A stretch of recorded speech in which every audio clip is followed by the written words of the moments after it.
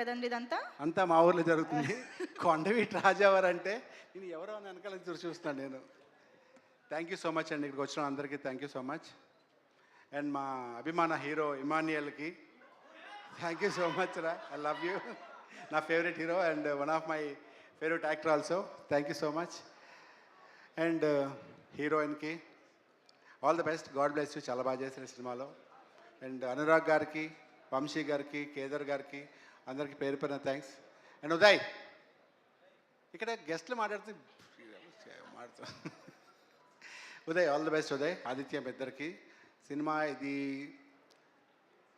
రెగ్యులర్గా చెప్పే డైలాగ్ ఏంటంటే సినిమా చాలా కష్టపడి తీశారు, ఎక్కడ ప్రొడ్యూసర్ కాంప్రమైజ్ అవ్వలేదని.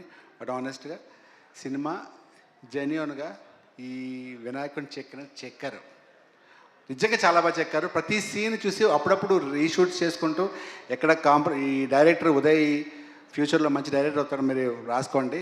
చాలా బాగా, చాలా కాన్ఫిడెంట్గా తన హీరోలో ఉంటాడు.